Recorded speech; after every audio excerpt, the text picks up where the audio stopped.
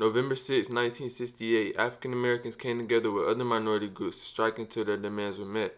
The biggest part of those demands were the creation of the first accredited Black Studies Department in the United States at San Francisco State University, something that is now enjoyed and greatly appreciated by thousands of students across the world from all backgrounds, including myself.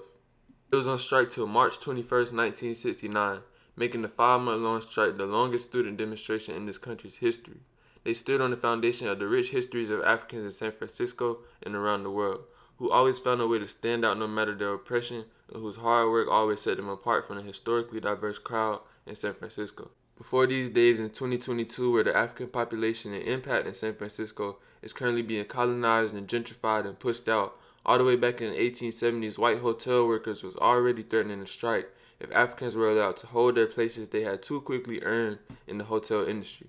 And in the decades after that, civil rights leaders like Mary Ellen Pleasant, one of the first African Americans to be a millionaire, invested her money back into the San Francisco black community and made it her mission to make as much money as she could to help as many people as she could.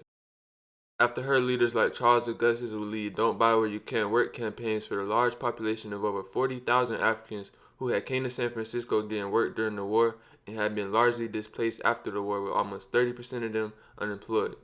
All of this struggle and standing up to oppression is what birthed many of the students at San Francisco State, and in their lives many of them have participated in the struggle. Things turned up even more when the San Francisco Civil Rights Movement started, with Bob Slattery and Ella Hill Hutch opening the city branch of the Congress on Racial Equality in 1960.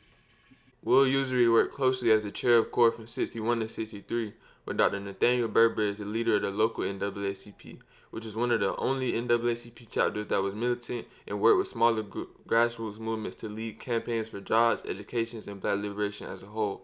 In 1963, as the students who would go on and hold the strike were getting older and not only understanding their struggle more but participating more in trying to end that, they worked with and learned from leaders like Dr. Obata Shaka, who took over the city's core and reached 260 job agreements with local employers that year. While hearing about Dr. Martin Luther King's successful protesting campaigns in the South, the people of San Francisco saw and felt CORE lead their own successful campaigns against the economic power structure in San Francisco, defeating the likes of J.C. Penney's, Macy's, and even Bank of America, the largest bank in the world at the time. They even made Lucky Supermarkets agree to only hire black people for a whole year and make sure they was hiring equally after that. All of this confidence was in these students because they were seeing these leaders actually go up against these corporations and win. And a lot of the black nationalists were starting to come up in the 1960s because of people like Malcolm X or the Nation of Islam and even the Black Panther Party. The Negro Student Association at San Francisco State ended up changing to the Black Student Union because of all the black nationalism that was going on, and it was very influencing on them. They also started their own institutions like their magazine Black Dialogue, where they would combine their own thoughts and analysis on the civil rights movement while also analyzing things like art, poetry, and performing arts. In 1966, when Baba Mukasa Dada and Kwame Ture introduced Black Power to the world, they added even more fuel to the Black liberation fire, especially in San Francisco, where Dr. Nathan Harris said black students had an amazing sense of self-confidence in their ability to run things. They were all well informed and ready to fight any fight they needed to, but the road was very bumpy. After the Black Student Union grew from 12 to 400 members, the school introduced new racist tests like the SAT to curb minority admissions. The black population on campus went from 10 to 4%, but they were able to organize not only themselves as black people, but they were also able to figure out the best way for different groups within the small black population to be of value to our liberation. For example, they were able to get the athletes to participate in the strike by refusing to play. They were also able to work with the white left without allowing them to take over or overrepresent themselves how they usually try to do. And they made a partnership with other minority groups who saw all the changes that the black students were making and wanted their piece of the pie.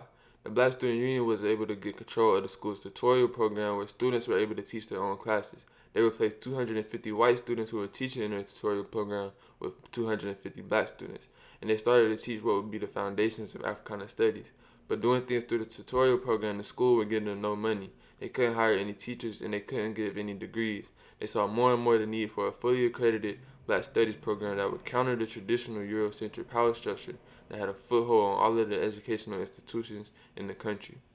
They tried doing things without a big fuss, but their frustration with the unwillingness of the administration to change grew to a height in November 1st, 1968, after George Murray, an English instructor who was a member of the Black Panther Party, allegedly stated at a rally, "We are slaves and the only way to become free is to kill all the slave masters." He was fired without due process, and the students decided to finally organize and mobilize against the power structure at the school.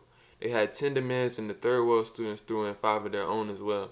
The demands consisted of a Department of Black Studies consisting of themselves and ran by themselves, as well as other things like more black student enrollment and amnesty for students involved in the strike. They used the strength of the people who came and stood up before them and among them in San Francisco to strike. They were met with police forces early as day one, and it continued for the entire 5 months. Hundreds of students were beaten and injured until a compromise was made. The strikers were successful in getting a Black Studies department, among other things like 12 full-time professors, higher black enrollment, and total amnesty for more than 90% of the students who were arrested in the strikes. I'm an Africana Studies major at Georgia State University in Atlanta, and my goal is to rebuild our education system in this new world to help rebuild our community. Show your support and help me on this journey by subscribing and leaving a like. Also, leave all your thoughts, questions, and video recommendations in the comments. Peace.